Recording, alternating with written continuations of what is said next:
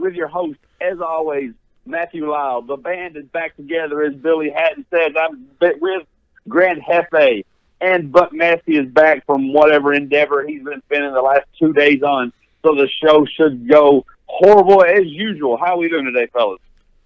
Doing all right. Mike, you would have been proud of me yesterday, man. There was no cold weather yesterday. Yeah, but I did listen to the Monday show, and apparently it was like 55 degrees there, and Billy's like, oh, it's so cold. Oh, yeah, 55 degrees, and he was like, oh. Hey, you guys got to remember, I'm from Florida. We don't do cold weather, man. Hey, you want facts on, I think on Monday, I think it got up to like 60 degrees here, and right now, today is like 27. Ridiculous. I wish it got that hot here right now. So it's warm though. About 3 o'clock yesterday, it was 64.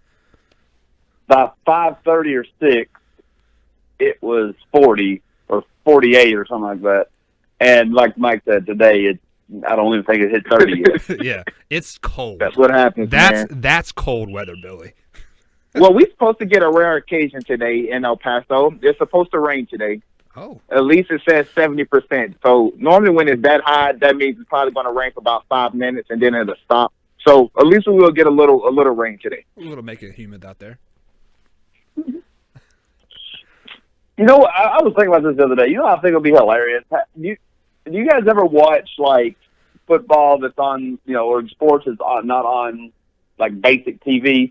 You know, say you're using the ESPN app, you're not actually watching ESPN2, and they're like, all right, let's swing it over to Billy with the recap of the other game. But I guess because on that app they don't swing it over, so it's just like 45 seconds of awkward silence. Yeah. I think it'd be hilarious if we did that. All right, I've never seen it. We'll open up the show. We're going to send it over to our new correspondent, Steve. And we just sit here for like 2 minutes, and then when he comes back, we're like, "Great stuff, Steve." That's what they'll do. They'll say, "We're gonna send it over to so and so in the other game." It's like 45 seconds silence. He's like, "Great stuff, Mike. Welcome back." And I'm like, I didn't get to see what's going on. Billy, you should watch things on like apps every once in a while because I don't know if it's like contractual or location based, but a lot of times they won't kick it over to like the in-game break-in.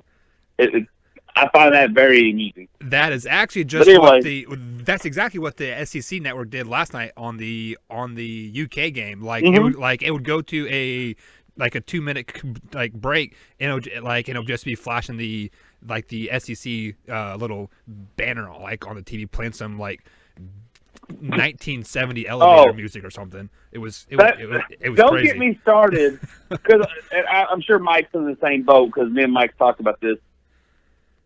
I don't have cable. I have internet, and then I have Hulu Live, and then I have apps. And so when you're watching it on Roku, unless it's a few commercials, it spends most of the time either being this big ESPN or this big SEC logo, and just this most atrocious music. Yeah, it's pretty the only good music. thing. And I don't know if this makes it better or worse, Mike. But up in the left-hand corner, there'll be a countdown, but it'll start at 90. Oh, I've never seen that. I must be using the wrong app. It's just, but trust me, you're not missing anything. Because the only thing worse than not knowing how much longer you have is knowing you have 90 seconds and just being nails on a chalkboard. So you're not missing anything, Mike. Horrible. It's horrible. It's horrible. The only reason I like it is because my wife makes me mute it, and I don't mind that. So it lets me know when the game's coming back on, and I can mute it right. Also, on the bright side, if you record that, for the first half hour of the game, you can fast forward through that, and you know exactly when to stop. I mean, that's a positive. Yeah, I don't like DVR for the win. It is hard for me to DVR a game I am very passionate about because once I know the outcome, either my team loses and I definitely don't want to see that again, or they win and I'm like, oh, we won. So I watched the UK game on DVR last night, and I shut my phone off. I put it on the airplane mode, and I didn't answer my phone until until I actually started watching the game. So it was much better. Yeah, all-time bad beat though, right? I mean, I don't know if Billy's seen it, but Billy, did you watch the Kentucky game by any chance? I mean, I did. So anyway, real quick before we get into the show, Kentucky was up by 14, whatever. They were rolling around. There was the little banner that SEC Network puts at the bottom had the shot clock shut off. It just showed the regular clock. So Kentucky was just dribbling out the ball. Well, with like a half a second left, the Kentucky threw the ball in the air and game over. Cal started shaking hands. So the refs started blowing their whistle, and they went to review. And the game at the bottom, the little banner at the bottom said final score, but the ref said no. There's 0.8 seconds left. It's a 14-point game, 0.8 seconds left. Why does it matter? Yeah, they need all their money. They was there to work 40 minutes. Texas A&M gets the ball at half court because that's where the turnover occurred. They throw it in. The guy lets it bounce hop in front of him once and does kind of like some kind of little silly double tap into a half court shot. Nothing but net. They end up winning by 11. The point spread was 12. Wasn't it 12? Yep. So like you're. No, well, I know guys like Mike is mad. I was not happy about it. Look, I know things are going to happen. Like for example, when a team's losing and they run around, they try to throw a Hail Mary shot and it gets intercepted for a touchdown. That kind of that happens, and that is, as Scott Van Pelt would do it, an all-time bad beat. But like that's just a part of the game. This game was, for all intents and purposes, over. Like literally, ESPN or SEC or whoever said this game's over. Like they're shaking hands. Both coaches are meeting in the middle, shaking hands, kissing babies. It's over. And the refs are like, we're going to give you 0.8 seconds. So if you bet that spread, if you bet, Kentucky's going to cover, and you're like, I'm good, especially because the game's over, you're like, woo! And the next thing you know, especially if you turn the game off. I'm just saying. All right, we've bantered for too long. We're going to hand the baton over to Mike here. Mike, so basically what we're going to do is you've been out the last couple of days. It's been a pretty eventful sports couple of days. We had the NFL playoffs Saturday and Sunday. We had the college football championship Monday. You missed both Monday and Tuesday's show. We're going to give you the mic for about we're going to give Mike the mic for about 5 minutes, and I want to hear your thoughts, and then me and Billy can chime in on whatever absurd thing he comes up with. But Mike, the floor is yours. What were your thoughts on NFL playoffs, college football championship? Well, let's start with the NFL playoffs. It was kind of as I predicted. The Colts won. The Cowboys won. The only loss that I got was the Bears and the Philadelphia Eagles, which was a very great game, a very ugly game, as a lot of us thought it was going to be. My overall thoughts on the whole situation was the city of Chicago, of like how they reacted to the loss. That was kind of concerning to me, like heartbreaking, and like it was just. I wouldn't say it's bad for the NFL, because people are going to tune into that game on the NFL channel. Like, I wonder what exactly happened. Like, let me see this miss field goal that hit the upright 8 times, or how many times they hit it. But it's a overall bad look for the city of Chicago. It's not the first time they've done this. It is not the first time an NFL team has done this, but just the way they reacted in that loss, it was kind of heartbreaking. But it makes it that much more exciting because I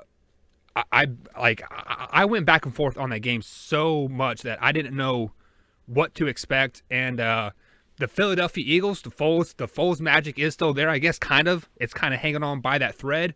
But the Philadelphia Eagles and the Indianapolis Colts they're not teams that you want to face. These are very dangerous 6 seeds. Look out Chiefs. Who the Eagles play? Look out Saints.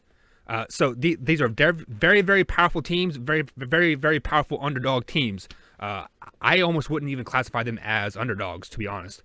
And then as far as that championship game, I did pick Clemson to win that game in our chat. I didn't go on record anywhere and saying it unfortunately, but I did post it in the chat. As far as that blowout, I was not expecting that. I was expecting, a 35-34 type of game. Nothing like we saw. I guess you can say that the Alabama did not want to play in their postseason games, so they set out their players, right, or something like that. But all I have to say is congratulations to Clemson, obviously, and we'll probably see the same game next year. So, what's that? Be round 4, right?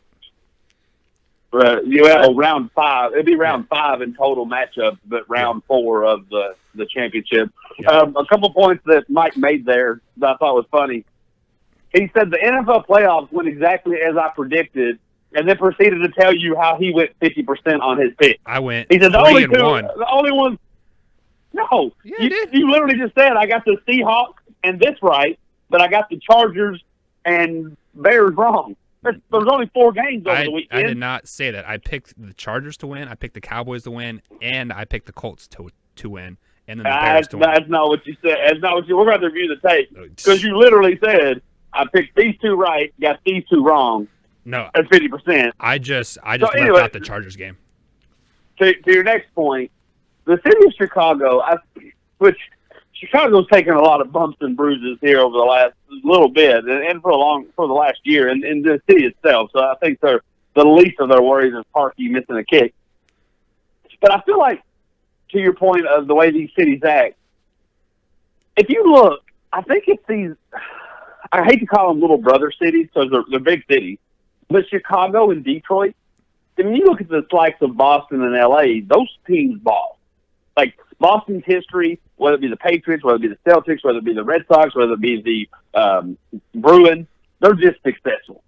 New York, the Yankees back in the day, the Mets in the 70s, they still love their Knicks. Their Giants have 4 Super Bowls. Their Jets have a Super Bowl. You look at L.A. L.A.'s chock full of Lakers, and they don't really care about any other sport. Miami just cares about whatever's in. Like there's football here, there's basketball, whatever. But Chicago and Detroit, they want to be those big cities. They want to be on the cusp of that. They had the Bulls in the run, but I think that's why you see when it's a 100-year curse for the Cubs. And who was the Bartman guy who tipped the ball? They hated him for a decade. Yeah. They still do. This guy, I think now, since they won the World Series, they kind of extended like an olive branch. But, I mean, there's still a lot of hatred there. And I think cities like Chicago and Detroit, who aren't as successful sports-wise as Boston, New York, that doesn't have the beautiful weather of a Miami, L.A., that doesn't have the tourist attractions of a Vegas. They're still big cities, but they don't really have a lot going for them as far as national attention. Now, obviously, if anybody from Chicago or Detroit's listening, they're going to be very upset by me saying this. Oh, we're great cities. I'm sure there's great things in both cities. But as far as the national picture goes, not a whole lot to say, hey, that's awesome. Detroit's a horrible city, by the way. Yeah. I'm not going to say it. I can say that because my dad is from there, so it's all good. Okay. But sports is that one relief. Sports is that one, look at me, we are there. And the Bulls haven't been anything since Jordan bounced. The Cubs did get that off their bag, but if you're not a Cubs fan or you're a White Sox fan, there's still that misery. I don't really know what the Blackhawks have done in hockey. I know that there was some success. I know there was quite a bit of disappointment. And then you look at the Bears. The Bears really haven't done anything since Rex Grossman got them there over a decade ago. So out of nowhere, here comes Mitch Trubisky and this defense. They get Khalil Mack. They put together this really good season. The whole city of Chicago feels untouchable. And Nick Foles comes in and says, one and done, go home, it's over.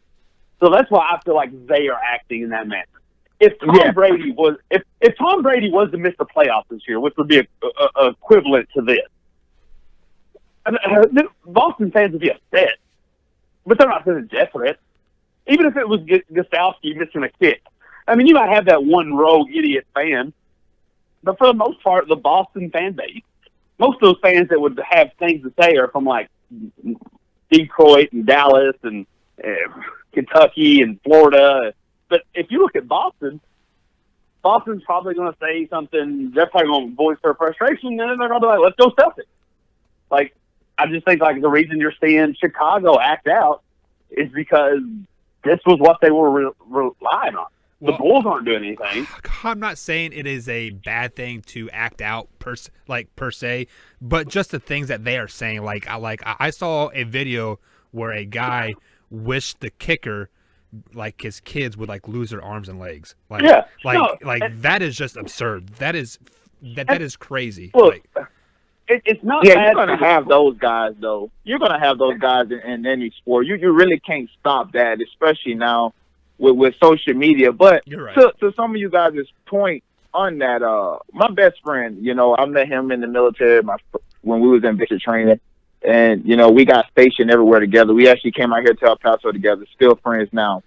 And he's from Chicago.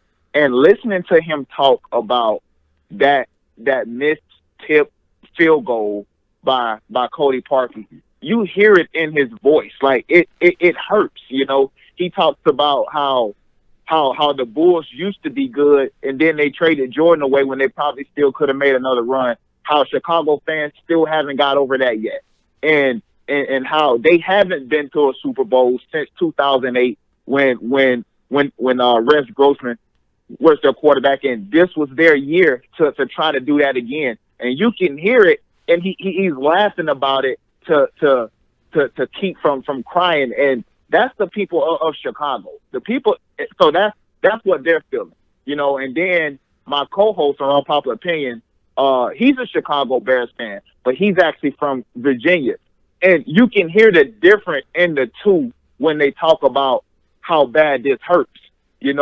it's something to be said about the actual people from that city, which is the reason why when people ask you, hey, are you a Kansas City fan? You say, yeah. And they're like, are you from Kansas City? Because it means more to the people that actually from that city, that actually watch that team grow up, 100% from a certain age, than somebody like me who's a Browns fan that's from Florida. I don't feel the same as the people that's actually from Ohio, So I think that's why the people of Chicago, it hurts a little bit more. But you can't be sending people death threats and talk about your kids but you're gonna have that. But I think the true fans, they're just hurt.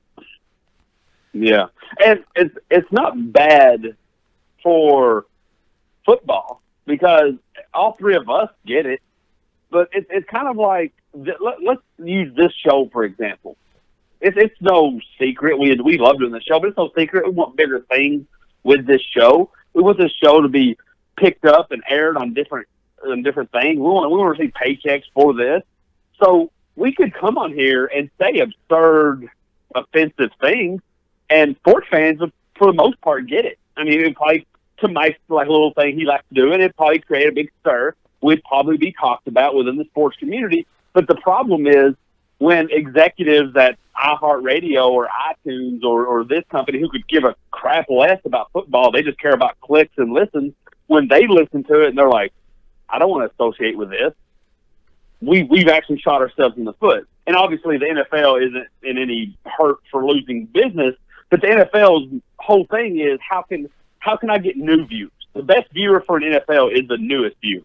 And I think when people who aren't sports fans, when this story makes Good Morning America or the Today Show, but the recap of the game doesn't, fans are like, well, there's some savage football players acting foolish again. That's why they shouldn't make that much money. And they get turned off of the sport. And I think that's the only bad card that it's going to have. And it's going to give, cities like Chicago, that's city for you, And it's bad for business outside of the football aspect. And that's the only thing that I think is the bad part about it. And it's bad for the human race. Just have that type of those type of people just spewing endless hate uncontained. So, speaking of iHeart, go ahead and follow the podcast on iHeart and iTunes, guys. There you are, Mike. Good job, Mike. Mike is always on time. He's always on time. We missed the plug. We missed the plug. He's always on time. All right, moving on here. NFL coaches. We got LaFleur to the Packers. Let's start with that. What do we got? What's our quick thoughts on it? We're gonna start with you, Billy. What do you got? I'm not even sure really what to make of this, and I won't say anything bad about this guy. He had a mediocre Titan offense, but I mean, what did he have to work with? I guess that was probably me when my brother was telling me that Sean McVay was leaving the Redskins to go be the head coach of the Rams. I was saying, well, is he any good? And he told me right then, this guy's probably one of the greatest offensive minds that I've ever been around. And now look what Sean McVay is to the general public, probably one of the best minds that most people have ever seen. So I don't know if they thought that he was good enough to coach Aaron Rodgers. Then I'm guessing he's some good. The Packers normally don't just hire anybody. Normally their coaches stay for a long time. So I don't know, but they better hope for their sake and for Aaron Rodgers' sake, because he's already getting up there in age. He's already been hurt a lot. That this is the guy. Mike. Yeah, and from a general fan view here, I'm saying who? Like, who'd you hire? Like, you fired this guy to hire who? So that's all I got to say about the hire is who is this guy? Like, hopefully he does great things in Packerland, like a Sean McVay is doing over in L.A., or, name any other hot young coach that's doing good things. Hopefully he does turn it around. But the biggest thing that I'm scared of is a first-year head coach going to coach a legend of the game, per se, in Aaron. And hopefully Aaron Rodgers doesn't flex on him and be like, look, it's my way or the highway type of thing, because that would be very disheartening for a first-year coach. So yeah, I have to scratch my head on this one. And to Billy's point, this guy could be great. This guy could be the next Sean McVay. He could be the next Andy Reid. He could be that offense dude next Sean Payton. But the thing is, when I look at all the scenarios around the league, it leaves me scratching my head. Yes, they took a chance on McVay, but really you didn't have to. But really, it made sense because everything on that team was young. Goff was young. Gurley was young. Everything on that team was young. Doug Peterson in Philadelphia, even though now it looks like that's Nick Foles, he was brought there to groom Carson Wentz. You look at Matt Nagy in that offense with Trubisky. You look at Mahomes has Andy Reid, even though Reid was there first. And then you look at the Peyton or the Tom Brady's and the Drew Brees. They've had coaches for a long period of time. This one reminds me of, I think they should have gone the line of more of what Indianapolis did. If you're going young coach, get a young defensive-minded coach. Aaron Rodgers is fine on the offense. You can get him a decent offensive coordinator, let him kind of call the shots, to Mike's point, legend of the game. Really what Peyton Manning did most of his career in Indy, you just kind of because that defense is atrocious. And you don't really – the only thing you're leaning your head on is a veteran quarterback. And you've shown last year that this veteran quarterback can butt head with his coaches. Even a really good Super Bowl winning coach, Mike McCarthy. So what's he going to do to Matt LaFleur, how do you pronounce it? What's he going to do there? What if LaFleur wants to bring in some absurd offense? I know he likes more of a pocket quarterback, but what if his passes don't really agree with what Aaron Rodgers likes to throw? I mean, if you got rid of McCarthy, you're getting rid of your first-year head coach. So I think it could have some great upside. I just think there's more downside than there is upside. Just to add to your point there, he could just be a placeholder too, just like the Arizona coach was as well, because Josh McDaniels is off the quote unquote train now, or the interview trail. He's staying put in like Indy or in New England, I should say. So maybe he is just a placeholder for one more year till that next hot coach comes available. and we'll talk about it on the next coach the topic. But if because you don't know who the next great thing is. If Josh McDaniel, from my understanding, there was a lot of mutual interest between Josh McDaniel and the Green Bay Packers organization. If there was that much interest, why didn't that happen now? Because here's the thing, Aaron Rodgers isn't a first or second year quarterback. You don't have 2 or 3, like example of somebody's like, oh, well, he's waiting for Brady to retire. Spoiler alert, Brady and Rodgers may retire the same season. We don't know how this is going to go. We don't know how stubborn Brady is or how much injured Rodgers can get. We don't know. So if you wait 3 years while McDaniels is waiting to end that relationship with Brady, you may lose every bit of gas you have left in Rodgers. So I think it's super risky. You don't just put a placeholder out there. But Mike alluded to it. Cliff Kingsbury to the Cardinals. Mike, we're going to start with you. Thoughts on this hire?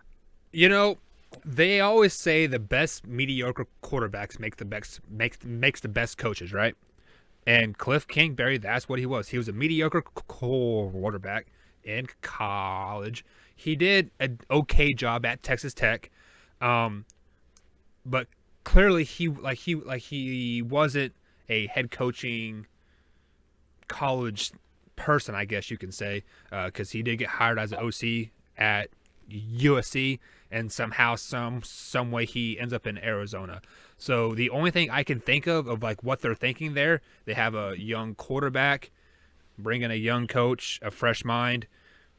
They are hoping what Sean McVay did to Goff. That's the only thing I can think of right now, because I feel it was a very, very long reach for them to bring him in there and hoping for overnight success. But you never know.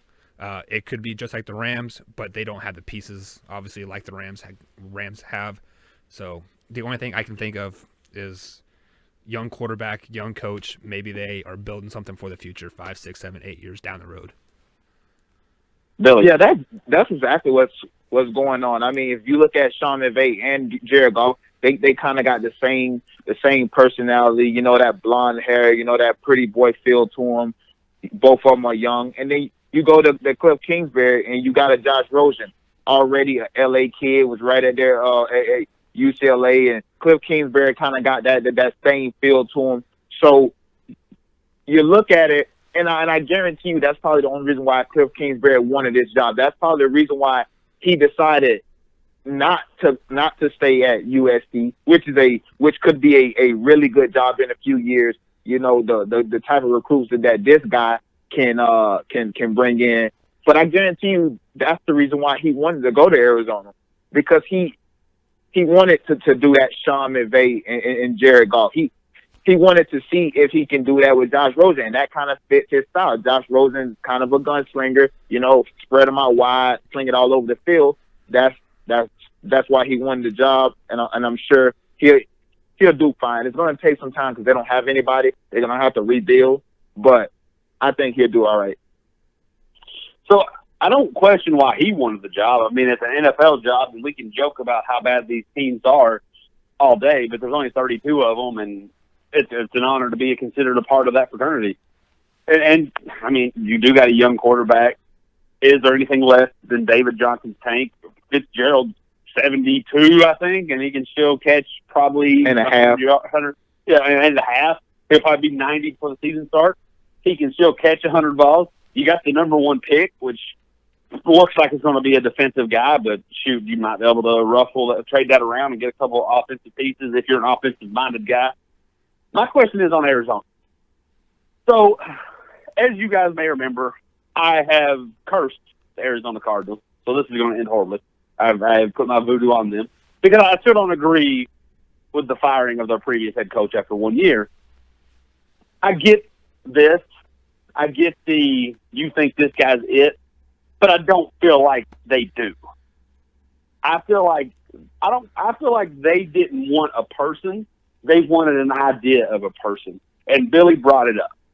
They said, when we fired this guy, we're going to go find the closest thing to Sean McVay we can. And that just happened to, on a checklist, that just happens to be Cliff Kingsbury. To Mike's point, he's actually the worst Texas Tech coach they've had in probably, the last 20 years, if you look at records, because they've kind of gotten to a decent point as far as their program goes. He gets the job pretty much because that's his old school. He was a mediocre quarterback, to Mike's point, had not a very good record. He ran off 2 quarterbacks that's in the NFL, Davis Webb and Baker Mayfield. He was able to do something, I guess, with Patrick Mahomes, but it's looking like Patrick Mahomes could – me and you could coach Patrick Mahomes to 40 touchdown passes. I just think they wanted to make a splash. They was looking for something, but I don't think they did their homework. And I don't like where the NFL is going to be going with this, where we're just going to copy whoever's doing what because we think that's how it works and screw our team. Like, you've been here 6 months, you're fired, we're bringing in Billy Hatton because he does A, and A successful right now. Wow. You're setting up a lot of guys to fail. I don't see Kingsbury being there more than 2 years, Matt. Well, they did. But I think that's where the NFL is going. You know, I think that's where the NFL has been. You know, it's been a copycat league. Everybody has done what the other person has done. And then now you look at it, more teams are running that RPO stuff in the NFL. It's just the way it is. It's going to, these old coaches, their ways are starting to move on now. They can go be a coordinator up under these young guys. But the head coach, we want this guy to be young. We want this guy to be innovative because the guys that you are dealing with are young and they're innovative. You know, these guys relate, especially these newer guys that's coming in. They relate to younger people. They don't relate to that old school stuff. So in order to reach them, you have to go get somebody that they can see eye level with. And that's why you see Sean McVay and Kingsbury getting Matt LaFleur getting these coaching jobs because nobody can relate to that old way of doing stuff. Look, I think there was 2 things. Again, it's in a copycat league as long as there's been an NFL and as long as there's been game film. But I think there's 2 positions there was 2 occurrence, or at least one occurrence, and I think Sean McVay could be another. Mike Vick. When Mike Vick came out, he was special. When he was drafted in 2004, he was special for those first couple of years. And what you saw was everyone set their program back. Well, not everyone, but for the most part, a lot of teams set their program back because they tried to capture that same Mike Vick magic. Not a whole lot of Mike Vicks out there. And it happened with the Wildcat. And you saw a lot of teams go with the Wildcat. It didn't really cause a big problem, but there was some bad football for about a month span because everybody said, ooh, let me run the Wildcat now. And you didn't have the weapons to run a Wildcat. I'm just curious, like, Arizona is basically a house that is not put together now. Their old coach took that house apart because he was rebuilding. He was changing the offense. He was changing the defense. And now you have a guy who's never been an NFL head coach going to try to come and build that house. I just don't. I just think you're setting up that job to fail. But that could be the old way of thinking because, just because he's a new head coach doesn't mean that he can't get it done. Sean McVay was a first-time head coach too, and I'm not saying everybody is Sean McVay. I'm just saying Sean McVay was a new head coach. Who knows what Kyle Shanahan could have done had Jimmy G and Jared McKinnon not got hurt. So especially with the way that offense was set up, with the way Kittle, nobody probably could imagine Kittle being that good, but Kittle turned out to be good, and then who knows what Jared McKinnon could have been, and Jimmy G the whole year. Maybe they would be getting the second pick of the draft. We talk a lot. We talk a lot about things could be changing, but I'm not going to believe it until I see it. And yes, the NFL's changing, and the rules are getting more lax to promote winning and promote scoring. But I've yet to see somebody become a head coach with 0 NFL experience. Sean McVay had his foot in the NFL. Even Pete Carroll, who bolted to the NFL way back when, had to go back to college and then came back to some decent success. I've yet to see somebody with 0 NFL coaching experience step into that head coaching role and be good. And yes, that could be an old way of thinking. But when the record is 1,000 to 0, much like we talk about, Tom Brady's hitting the cliff, or this team's turned the corner, they're successful now. I need to see more than I need to see it actually happen based on you thinking it's time for it to happen. I just don't. I think the NFL is so much different. And yes, the rules are changing to make it more collegiate. It's basically college football. It is on the You field. just don't get to pick your team. You just don't get to pick your team. It is, but I'm also curious to see how everything gets developed. Because I think I hear a lot of people. No, I agree with your point. It's going to be tough. He's just not going to be able to walk in and do it. I agree with you there. But it's not that it can't be done. And we've only seen these kind of coaches is on a very, very small percentage rather than a large scale, you know. I'm just saying, you take the fact that it hasn't been done, not that it can't be done, that it hasn't been done. You take in the fact that there's a lot of he's got a lot of things cooking in this kitchen now as a head coach, and you add in the factor that this is an organization that gives you a really short leash. If I was a betting man on this, the odds of this being successful are very slim. That's all I'm saying. If you have a good relationship with your GM, your lease gets a little bit longer. So that's and maybe this is the guy. They already gave him a 4-year deal. Yeah. Maybe this is their guy. Yeah. We'll maybe see. This is who they wanted. Maybe this is who they wanted all along, and they only hired Steve Wilkes there just to be a placeholder. There we go. Then, if that's the case, you could have got him last year. You could have easily brought him from Texas Tech. I mean, you know, I think because that was his last year of the Texas Tech deal, everybody knew that he was going to get fired. I mean, that the Kingsbury being fired rumors had already they had been started. So maybe he was waiting until the offseason to get him, but he signed that USC deal so quick. I mean, it was Cliff Kingsbury fired from Texas Tech. 30 minutes later, not really, but 30 minutes later, he's hired as the USC offensive coordinator. So everything went really, really quick. So, maybe this is their guy. But I agree. New coach, never done anything in the NFL. It's going to be tough to come in and just think that you're going to win. But it's not that it can't be done. But he better hope that, to Mike's point, he got a good relationship with his GM, or we could be seeing another Steve Wilkes. And so, like, they could, and this isn't towards anybody on the show. This is just, I'm prepared for the media BS. And if they try to come out and say, this was our guy we wanted, we were waiting for what Billy said, his contract was from 2014 to 2020. So he could have been fired at any time because that record he had there was not good. But let's move on to another Big 12 quarterback or another Big 12 team that had a good quarterback. I'm connecting him, Patrick Mahomes. Kyler Murray. Got me all over the place. Kyler Murray, reports are coming out. Yes, he's got that contract with the A's. Yes, he's already been drafted number 9 in the first round pick of the MLB draft. But there's a lot of reports saying that football is his favorite, and that if they were to rank things that could happen, I forgot who article it was. Even the NFL draft is definitely an option. Even coming back for his final year is even an option. What do you think he would do, and what do you think is best for him? Billy, go. I think he would play football. I think he would probably go to the NFL draft.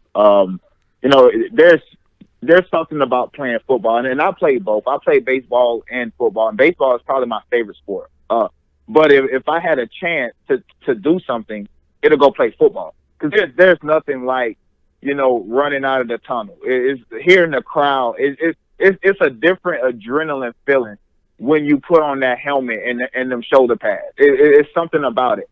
But what he should do is he should go play baseball. That's where the more money at. You're going to make probably 3 times the amount of money playing baseball that you will probably ever make in football. Listening to some of the scouts, this guy, Kyler Murray, probably won't even be a first round pick in the NFL draft. He'll be a second round pick, which means that's already less money.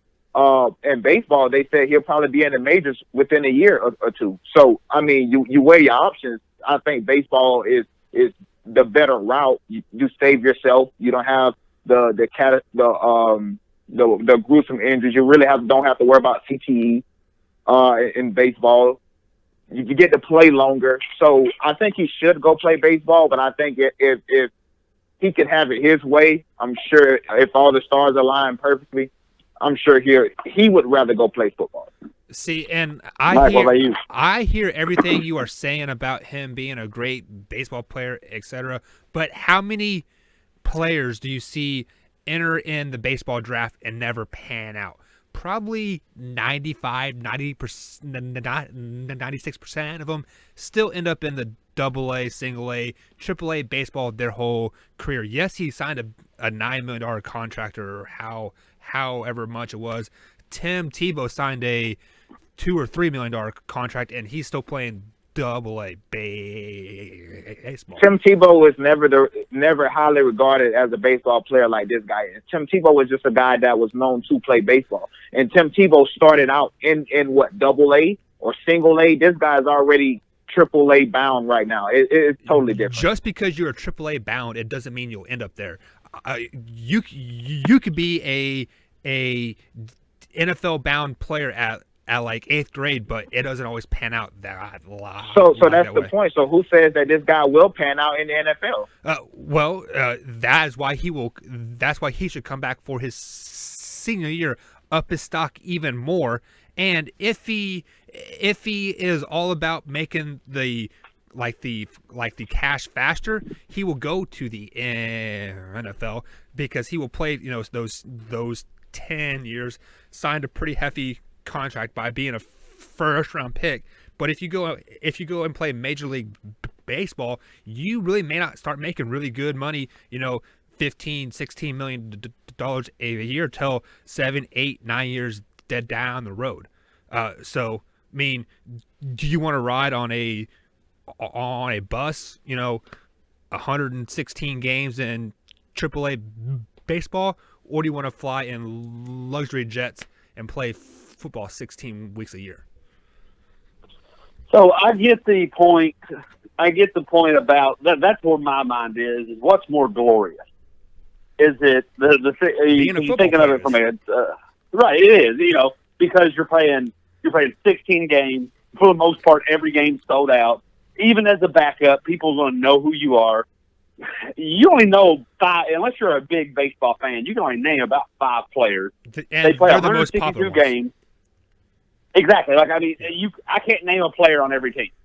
There's 162 games. You're flying all year. You do this, you do that. He's not a pitcher, so it's not like he gets huge days off. I don't know how the rest rotation works in Major League, so he might not play all 162 games. So, but I do have some other, to Mike's point about baseball players, 96% of them not making it, I think that gets a little way down because there's 40 rounds. But most of the first-round drafts, they tend to find their way to the big. When you start getting round 5 through 40, yeah, it's a crapshoot. The money issue is where I think it's going to come down to it, but I think it also shows you the mindset of today's generation. So if he goes pro and he's drafted in the top 10, he's going to make more money than he would make playing baseball. Right. Nobody is saying that, but nobody is saying that he's going to be a first-round pick. People are also saying a second-rounder. Exactly, that's my point. So I mean, I'm looking at the financials. I'm looking at both things because I truly don't know. I don't know the kid, but I'm looking at both things evenly. So if he goes in the first round, he could make close to what he's making with the A. If he starts going second, third, he's looking to struggle. Then I look at the failure success rate. Let's just say that both are equal. Him being a quarterback and him being a baseball player, his chance of succeeding is the same. In the NFL, even as a quarterback, once you're deemed as a failure, it's really, really, really hard to get back into the club. Once you get booted out the club, you can't get it. You got to break into the club again, and that's hard to do. You're going to have to go to Canada, or you're going to do something. Major League, once you get booted, there's about 900 other places for you to play to earn your way back in.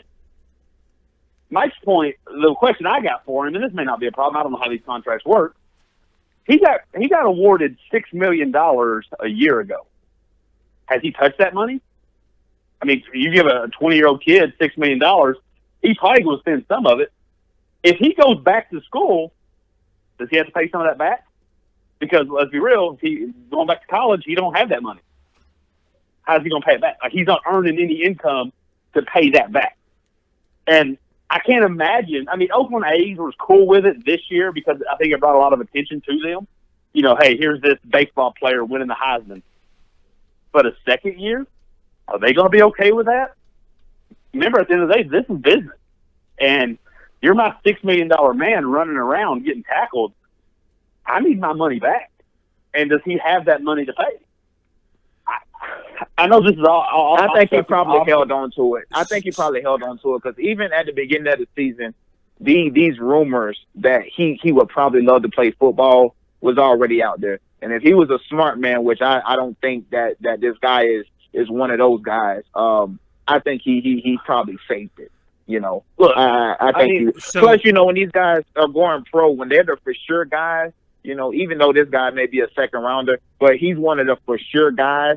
You know, their agents loan them money and all that other stuff until they get their contract.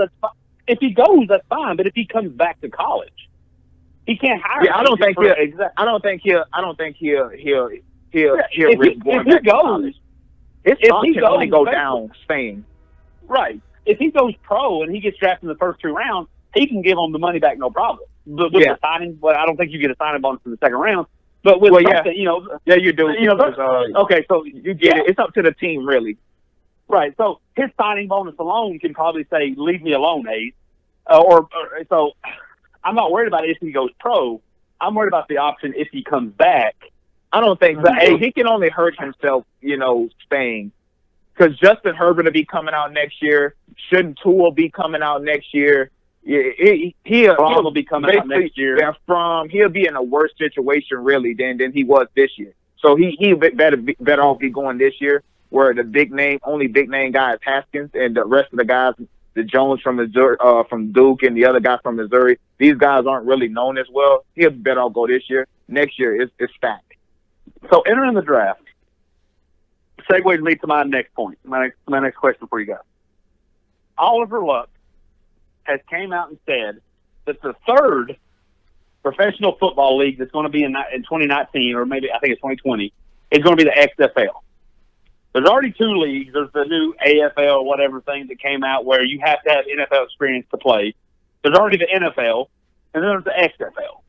Now, the XFL says, and this is what Oliver Luck has said, Andrew Luck said that the XFL is heavily considering allowing guys to join the league before they're eligible to go pro. Like maybe after 1 year of college. What's your thoughts on that? Do you think it'll be successful? We'll start with you, Mike. Well, the only way this league will be successful if it totally changed the mindset of what it did back in 2003 or 2002 when it first came out. Yeah. Well, for the record, that's gone. This is going to be legitimate football. Okay. Well, and the other league was legitimate football too, but they did not portray it that way. They did not hype that up like that way. They hyped it up as a wrestling league, and it turned out to be a football league, and people were not impressed by that. But the only way they when week 1, when they decide instead of kickoff, we're going to put the ball in midfield, and guys are going to run at it and tackle each other in midfield, and on the first game they broke each other's neck. I think you realize then this isn't legitimate football. When they said no fair catches and you're going to die, I think that pretty much legitimate football fans said nope. But sorry, Mike. Like, I don't think at any point, I think Vince McMahon wanted a show, but he hid it behind a very popular sport in football. But it was easy to tell early on. And then it took the semi-pro route, and they realized we don't have any quarterbacks or offensive linemen. This is just going to be hideous. Well, the only way they will ever survive as a quote-unquote third league is they have to play in the summertime. They cannot play during the NFL season at all. They pretty much have to mock everything what the NFL, CFL does. I'm not for sure what the AFL is. The only AFL that I know is that indoor league, and that is slowly dying as well because it's just not very popular because people want to watch the NFL at the end of the day. And just another way they even have a chance of being successful is they have to get good quality athletes. They cannot be like that basketball league that has all those players that are 40, 50 years old, like AI and whoever else playing in a basically the big three. Yeah. I mean, if you guys haven't watched that, don't you go watch 5th or 6th graders shoot the basketball. It's the same. I actually like that, thing. Mike. I actually like the big three. Well, you are the only one. There is a reason why it is on FX, because nobody watches it, because FX is horrible.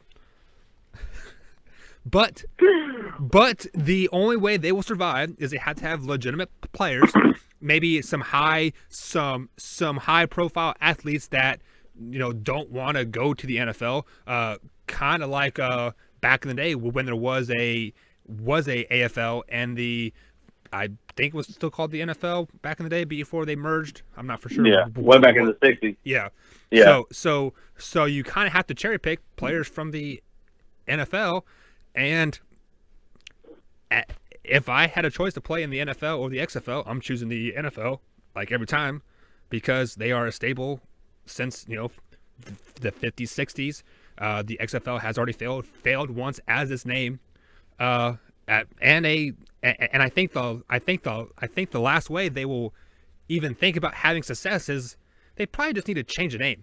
They need to drop the XFL, because the XFL was this failure league to start with, and if they change the name and they rebrand it, it might have a better success rate.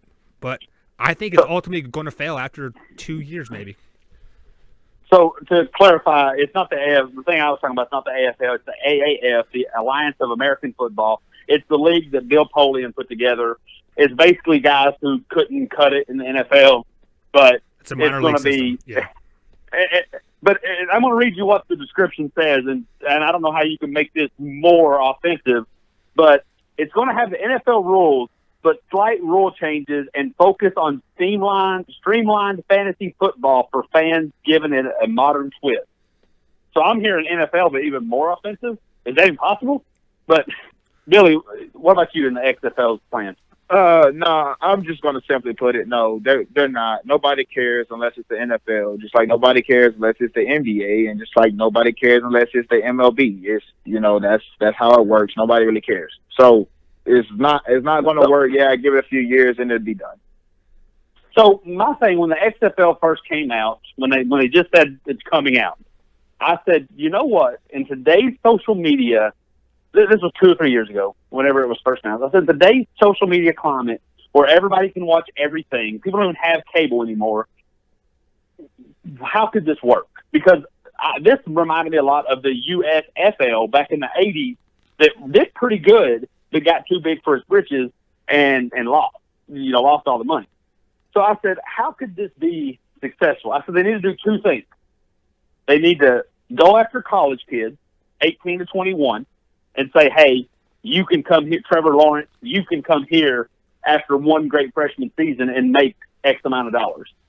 And you have to go through for the problem players, the Ray Rices. As bad as this is going to sound, go pick up Kareem Hunt. Like, that has to be the thing. Like, because you can't take – if you take the kids that are old enough to be in the NFL but not good enough, and you're not taking any of the guys that are good enough that have a troubled past, Mike knows this all too well. You're stuck with semi-pro.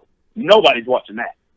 But then they came out and said, we will take absolutely no one with controversy, whether it be Ray Rice, Kareem Hunt, Colin Kaepernick, Eric Reed. We're taking no one. That's half the NFL. And I was like, that's going to be Boom. Right. Because, well, that's the thing. What's controversial in today's standards? Everything is controversial in today's standards.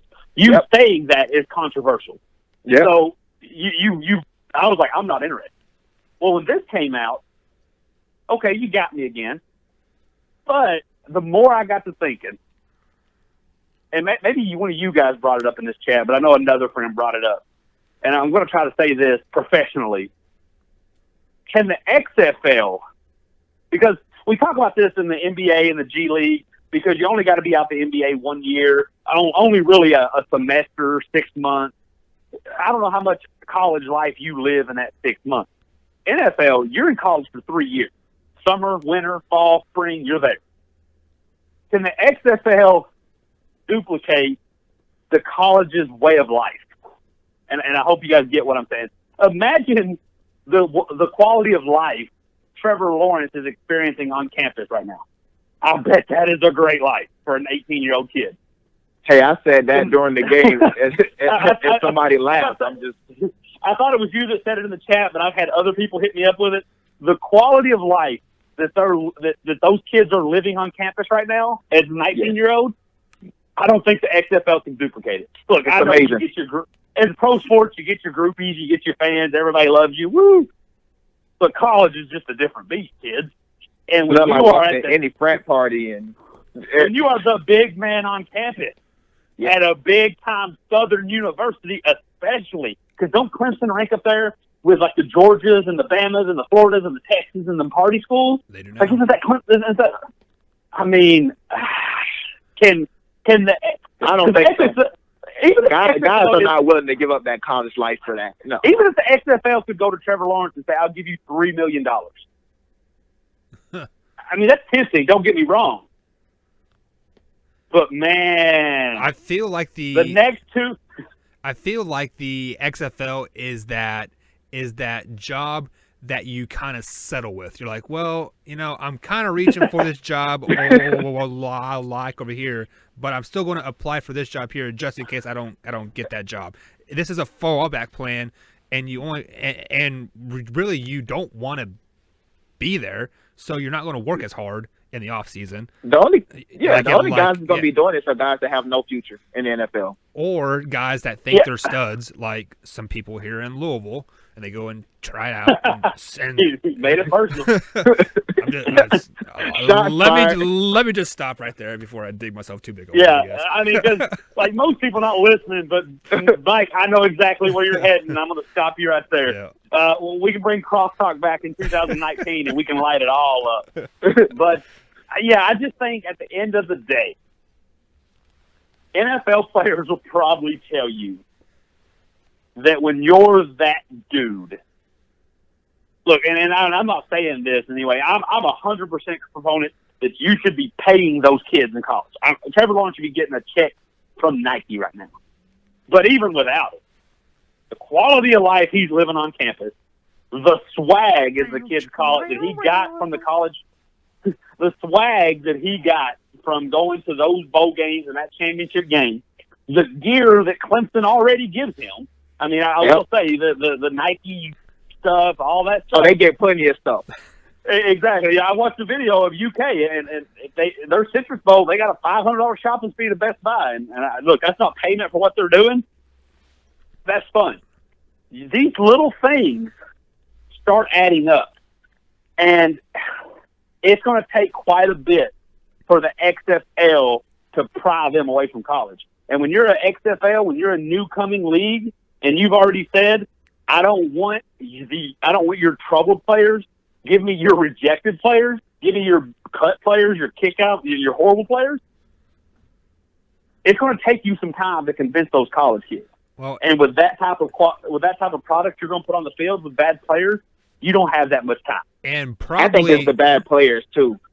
Guys just ain't going to want to play with different people that they didn't agree to sign up and play with. I just don't think that. I would see Trevor Lawrence leaving Justin Ross and Higgins, to go play with, Johnson from that he never even seen a day in his life. I just don't see that happening. Yeah, and to Mike's point, he started getting a little spicy over there. To Mike's point, we see this all the time in your local leagues. When those guys want to get to the next level, they forget how to play team ball. In the NFL, it's all about winning a Super Bowl and getting that check. If you're a receiver or you're a running back, you better block. You better do the little stuff because you're not getting to the Super Bowl. You're not getting that check. When you start going to smaller leagues, where your goal is need me, or your that's their where your goal is to get to the NFL, you're not blocking because in your mind, the NFL is not going to want me for my blocking. They're going to want me for the hands or whatever, and they're going to be a detriment for the team. So I think that's going to be I think that's going to be an interesting development to watch. I think the only way the XFL will truly succeed is if they become a minor league of the NFL somehow, some way. Somehow be associated with the NFL and have a minor league system, just like Major League Baseball does, just like the NBA does, just like hockey does, just like soccer does. Every other major sport has a minor league system except for the NFL. That's the only way the XFL will ever succeed.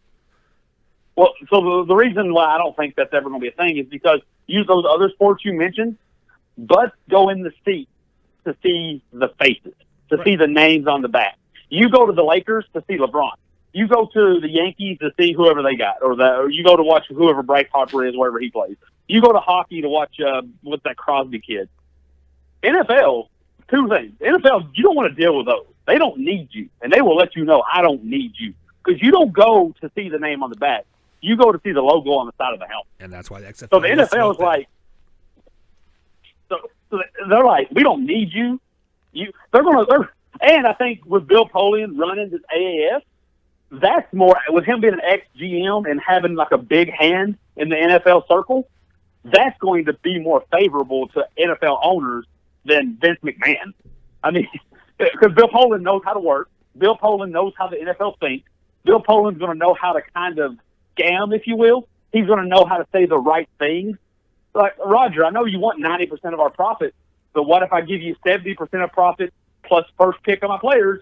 Vince McMahon's going to walk in there and say, I want 50-50, and he's going to get kicked out. Right. NFL's like, I don't need you. So, hey, Billy, I'm glad to know it's not just us. Mike's back, and we have another extremely long show.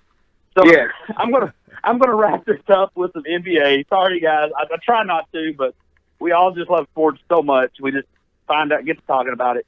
NBA, real quick points for everybody. Boogie's back. Well, not back yet. January 18th. What's your immediate expectation, and what's your long-term this season expectation? Billy, we're going to start with you. I think it's kind of the same. I think short term, I think Boogie can average about 20. I mean, listen, these guys are just going to be jacking up shots. And Boogie, being the guy that he is, he's a tenacious rebounder. So I think the boards are going to come easy. He can run the floor. I've seen video of this guy. And he doesn't look like a 280-pound, 300-pound guy that just tore his Achilles. So and who can score with him? I thought before he got hurt, he was the best big man in the league. I don't see how that changes now, especially in the Western Conference. Who does he have to really contend with him? So I think he can get. He probably won't get 20 points because of all the other shots, Steph and Clay and KD. But I think he can easily average about 17, 18, and 11. And of course, it's going to be a championship at the end of the year. This is not even close. Mike. Okay, so I'm going to break this up into like a short term, mid term, and then a long term. Short term, he is going to be very, very clumsy and missing shots and getting frustrated. You know, like he is not getting the ball enough. But that frustration is going to be masked by Curry and KD and all those guys carrying the team, you know, and starting to win like a little bit, and like then we get into that midterm range when they are trying to really emphasize getting Cousins the ball, you know, making sure he touches the ball every two or three times down the court. There'll be emphasis of like getting him the ball. Then he'll start getting into the groove, you know, averaging that 15, 17 points per game, 8 or 9 boards, you know, maybe a couple offensive boards as well, you know, a couple easy putbacks. Things are going good. They are starting to roll, but they aren't really producing in the win column. Then you get into the playoffs and into that third tier when Steve Kerr's like, hey guys, do not worry about getting Cousins involved in the offense. You guys just do what you do. If he's open, awesome. And then that is when the frustration really starts to like come to fruition. They make it to the championship game. They probably win it, but in the offseason that frustration starts to really show and he gets shipped off. Well, I mean, I don't know if shift off the thing. His contract's up. He can gladly walk out the door. Well, so, they don't renew his contract. There you go. We're both opposite end. So the fun thing I'm going to do here is Billy gave you just a short, quick answer. Mike gave you a little bit more depth, but I'm going to go even deeper than that. By the time he comes back, they'll be 45 games into the season, a little over half. Between the day he comes back and the All-Star break is 11 games. I think he's going to just play off the bench, come into a role. He may start out because they don't have any big. But, I mean, they're just going to play them for about 11 games. They're just going to see how he gels, see where he's at, probably a minutes restriction, see what he can do. Then you go into the All-Star break. After the All-Star break, unless something horrible happens, you're going to see, quote-unquote, injuries that me and Billy always talk about. KD out with a calf. Steph out with a thumb, Clay out with a shoulder sting. And what this is going to be is basically the Warriors giving Boogie the shine. Say, okay, Boogie, you're the star now, and we're going to play you in groups. You're going to play 3 games with Steph. You're going to play 5 games with Clay. You're going to play. So I think for the next probably 20 games, 15 games, you're going to see one of the other big 4 out with a undisclosed injury or a minor injury, and I'm putting up air quotes, to allow Boogie more touches. And then the final 10 games of the season, they're going to try to put it all together. And to Billy's point over Mike's point, I think it's going to work great. I don't know if it would be a long-term solution. I highly doubt it because of the way he is, and him and Draymond would never fit. But for 3 months, 5 months, however long's left in the season, I think they can all put a smile on. And I think everybody else may be miserable, but I think Boogie's going to have the time of his life. If you look, when he was playing with Anthony Davis last year, he wasn't the main guy. He was having a ball. That's probably the happiest I've seen Boogie since he was at Kentucky. And then he got hurt. It's called winning. It's called winning and not being abused by 3 people. Yeah, exactly. It's winning. When you're with the Kings and you got everybody hanging all over you and nobody's hitting the shot, it gets frustrating. But the Warriors like to share the ball, so he's going to get his touches. Steph will throw that thing down there. Draymond is the guy who normally initiates the offense. Anyways, Draymond will get the ball down there. Andre Iguodala, when he's running the point, he's a willingly passer. Sean, these guys are going to pass the ball, and trust me, Boogie will not have to worry about touches. The only guy that probably won't pass the ball as much is KD.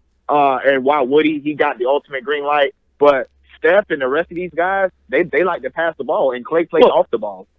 I'm going to call it. There's going to be a game. There's going to be a possession in one game. And it'll go unnoticed, but I'll notice it because I watch all the games, and I'm a fan. And it probably will be against the worst NBA team. But there's going to become a possession where Steph comes down, pulls up a 3, misses it. Boogie pulls it down, kicks it back out. KD shoots, misses it. Boogie pulls it back down, kicks it out to Clay. Clay misses it. Boogie pulls it back down, kicks it up to KD, and I guarantee you he's going to have the biggest smile on his face because he's just dominated. He's back to what it was in high school when nobody could stop you. And let's be real, you're not going to leave those 3 guys I just told you open. So you're not going to double Boogie. And if Boogie's a fraction of himself, who's going to stop him? That's why I think he'll get about 11 boards. He's going to dominate. He's going to dominate. He's going to have a ball. Now, like I said, I don't know how well that will work. 2 years, 3 years of being and Boogie. Because if all these guys come back, even if you got rid of Draymond, you're going to say KD, Steph, and Clay. I think that would be a better team. It would. I think that there would be some pluses to it, but I don't know how long Boogie could deal with being the 4th listing. I mean, you see on movies all the time, actors want to be that first name listed.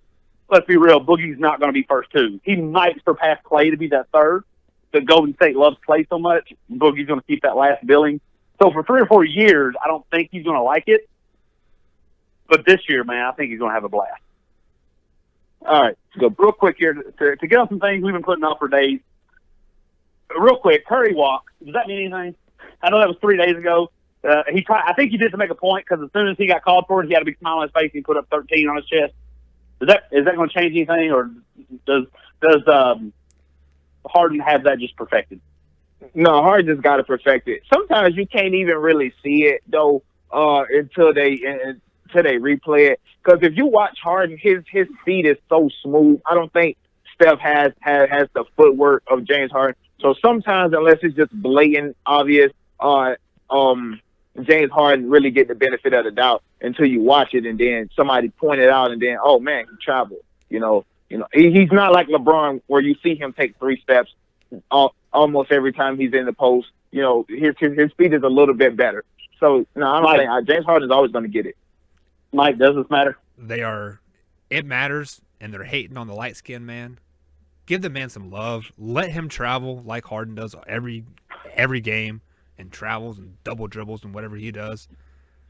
Call it around the league fair. Give the light-skinned brother some love. Don't call those travels unless you're going to call them on like everybody. Harden just put Jamal Murray on his face the other day. I'm all for it. Well, Steph did too, doing something completely different. And that's why I can't be too hard, and I'm not going to give – I love Steph to death. I love that entire team. But I'm not going to give him any pals here because – okay, so you don't give him that. Because let's be honest, if Steph gets that, you can't stop him. The man's already don't need to dribble. One thing like exactly. The dribbling team. So you give him that, you're not stopping because he already doesn't even – he needs to dribble once past the half-court line to do anything. Imagine that step back, but around mid-court, around the logo. I mean, you don't want him to have that. And another thing is, I had this discussion with someone. It's like when you were in school and you cussed. If you said, oh, bleep, and then you looked at the teacher, you're getting caught. But there's that one kid who says like a cuss word every classroom, but he says it like it's a part of his vernacular. He says it like it's life, and the teacher doesn't say anything. The key to doing anything is acting like you're supposed to be doing it. Yep. James Harden does it so fluent and doesn't make a deal out of it that the refs aren't going to call it. I guarantee you Steph did it and was like looking out the corner of his eye to see what the ref was going to do. Like, Steph did it. Are you going to call it? Right. James Harden just does it. And then if they ever call on James Harden, he's like, what? No. Because he expected to be let go. You know the saying, drive it like you stole it. There's also the saying, steal it like you own it. If you act like it's yours, nobody's going to question. That's his shot. Nobody's going to question him for it.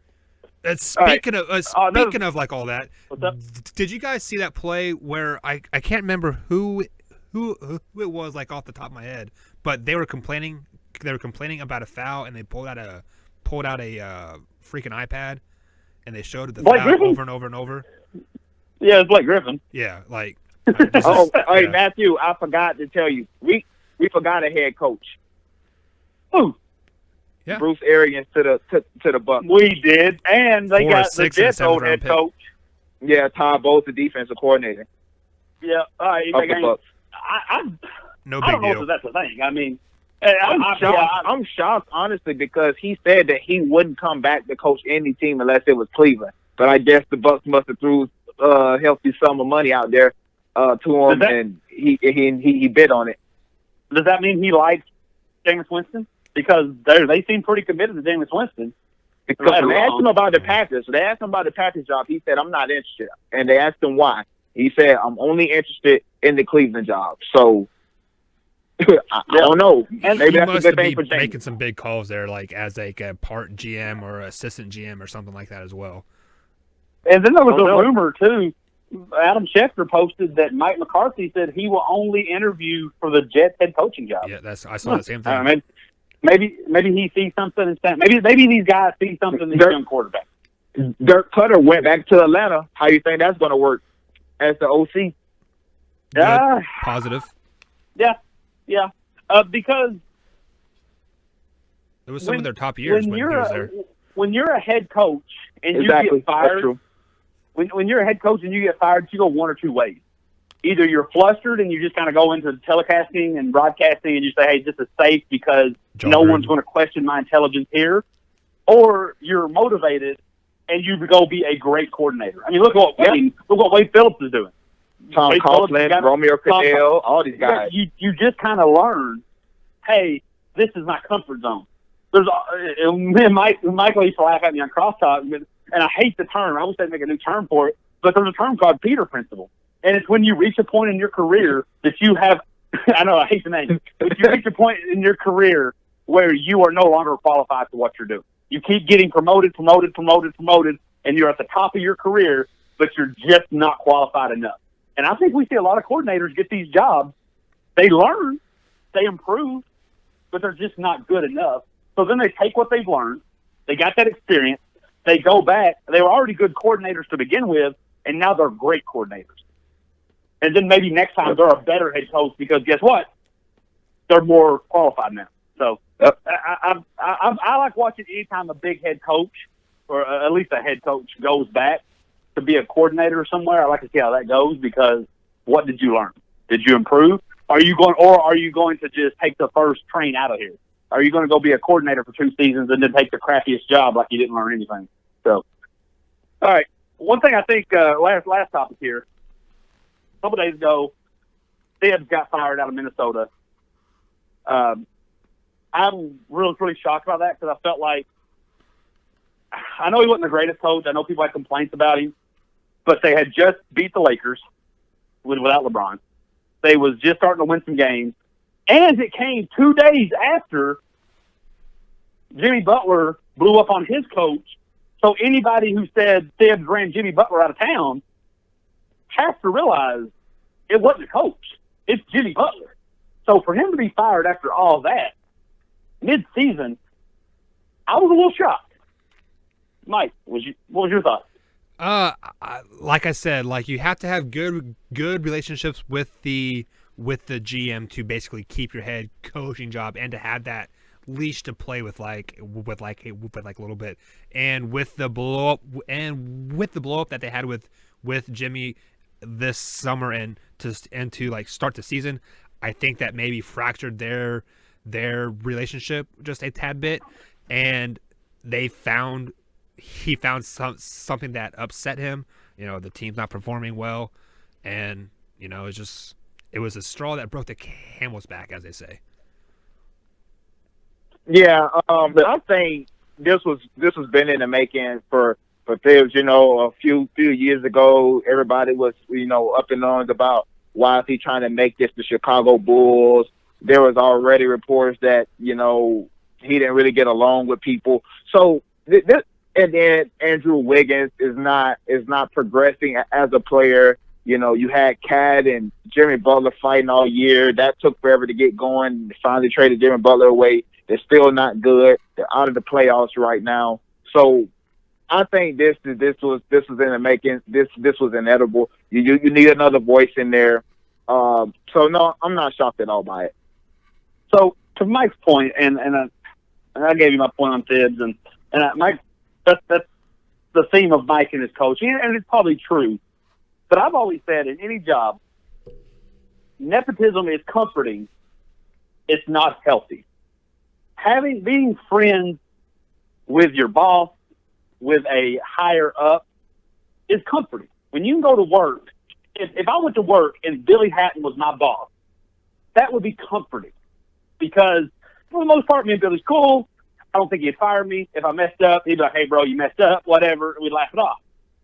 But it's not healthy. It doesn't improve me. I don't build from it.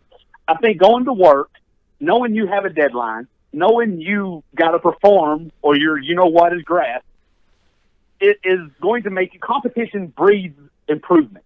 But on that other hand, though, I would rather have a situation where my GM and my coach and my quarterback truly don't like each other, but they find a way to get it done, or they get gone, than a situation where I'm going to go out on a limb and I'm going to say Jerry Jones and Jason Garrett have a pretty good relationship. If they don't get it done this year, you're just still dealing with mediocrity. You go to look what happened to Bengals. They said the GM and the head coach was really close. Look what you got. 16 years and 7 playoff wins. But I don't know if 7 playoff wins, 7 playoff games. Like, yeah, but at the same time, if you are friends, you have a little bit more room to like play with, and like yes, you may have that down year, but you always have room to improve, and you have time to improve, and if you are working for a friend or say you get a job and you become a friend, like you and your boss, you don't want to let your friend down. So I think you would work harder for a friend than somebody that is consistently dogging you the whole time.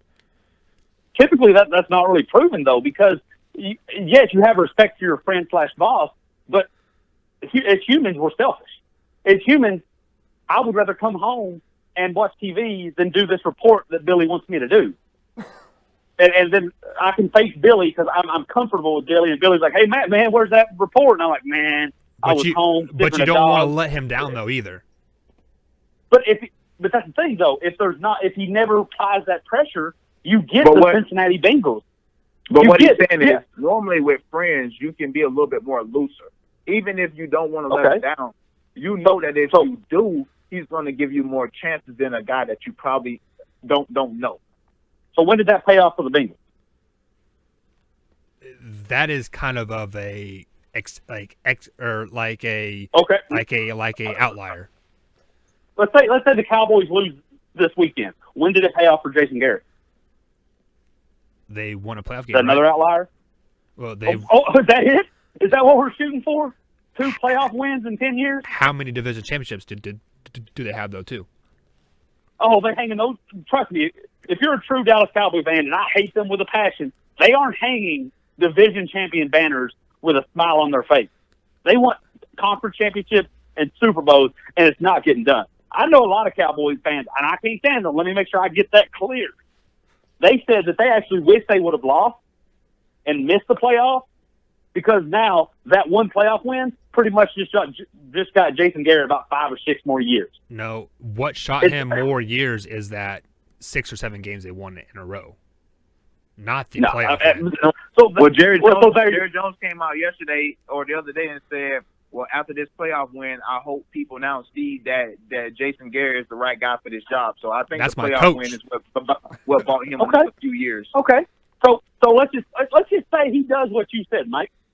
Let's just say over the next 5 years, he wins the division, they gets that 3 seed, wins that first wild card game, and then every year loses in the divisional round. Is that good enough?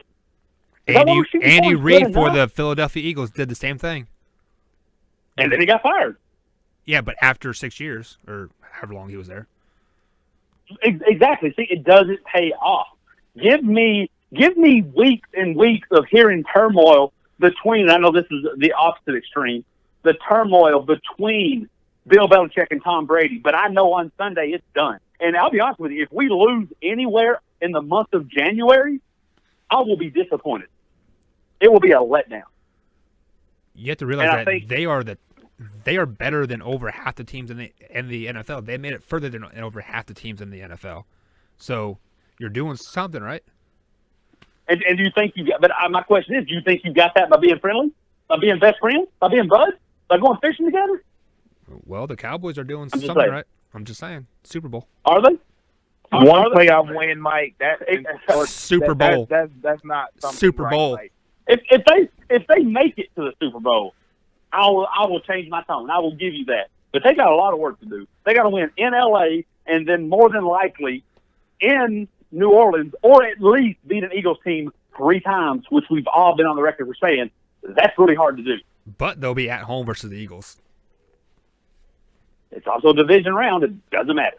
So with Chicago, people thought, oh, any team comes in here, I don't care how good your offense is. You come in here to Soldier Field, we're going to beat you. No, you're not. They about did. So, about did. Okay. So are we going to give contracts over things about did? UCF has. Hey, we almost won a national championship, even though we didn't make it to the playoffs. And you know none of us here approve of that. So you're preaching to the choir on this one. Two-time national champion, UCF. If that's the case, then give LSU the title. That's why they're in the top 6, Billy. They just beat the defending champion. Exactly. You couldn't any lower than that. Man, it's 1950 and 60s all over again. Who else needs a national champion? I'm giving them out. Kansas State needs 3, please. Florida, you beat a team that at one point people thought might win a national champion. You deserve a national championship. Florida State's still trash, though. You don't. Hey, that's all right. Is that how we're ending the show? Is that really how we're ending the show? Tag it up out of there, and we're gonna get us another coach. Okay, hopefully. Hey, right, I heard that Bill Snyder's free. You guys can go get a 83-year-old coach. Don't know him. I mean, sure, he's a great Go, coach. go AARP. All right, last little frustration, and this is just what gets me disappointed. And look, I love the internet. This show is possible because of the internet. We can promote. People who don't even know our faces, ESPN don't even know we exist. We're able to do this because of the internet. It's a beautiful thing. Most of the things I do involves the internet. But once again, the downside is rearing its ugly head, and the downside is showing us the evil in humanity. My man, I'm drawing a blank on his name. I think his name was Trent. My man from the Purdue passed away. Great story. Condolences to his family.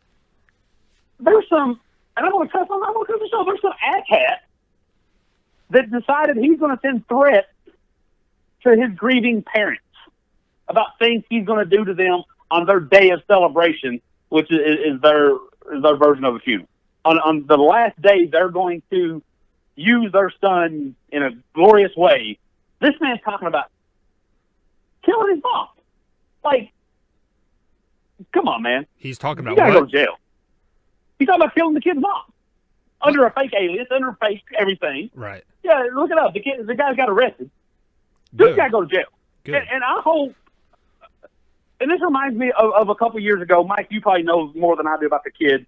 The Nebraska punter that passed away in a car accident, right? I think it was a punter. Yeah. They had a big thing. I think one of the other teams had something for him to honor him. So they flew the family out. While the family was at the game, some asshat robbed their house because they knew they were gone, because it was nationally televised that they would be out of their house. Right. Like, I know that crimes and there's precedents when it deals with law, but there are certain people that I think should be just, that should come with 20 years prison and gin pop, and I hope I do get popped every day. Come here, Sally. I don't really have a rant with that. It's just frustration. Look, crime happens. Somebody steals something from a company. The company's probably got it insured. I think they should go to jail for a long time, but it is what it is. Somebody out here selling drugs, horrible, go to jail. But they're probably trying to do something for their family. Not the best way. But certain crime has no purpose. And death penalty? I'm going to say it. Give them death penalty. But that's it. I was just so flustered over it. Last night I couldn't even enjoy my Kentucky game, reading that thinking article, getting mad, wishing I was face-to-face with this ass-hat-looking dude. Yeah. Anybody got anything before we go? Matthew, just calm down. Go eat your hummus and your cabbage lettuce or whatever you guys were having the other night. I don't eat any of that. Hey, I don't eat vegetables, so that's not going to be a thing. Actually, yeah, I don't eat any vegetables. But I eat cabbage, but you have to put you got to put some butter, you got to put some sugar in it. That way, it ain't really a vegetable anymore. It's what? Wait! You put butter and sugar on cabbage? Yes. Just put ranch on it, man. No, definitely not. Definitely not. No ranch, no blue cheese, no nothing. Nope. It must be a South thing. I like to put cabbage in a bowl, and then take a steak, and then throw that bowl away and eat that steak.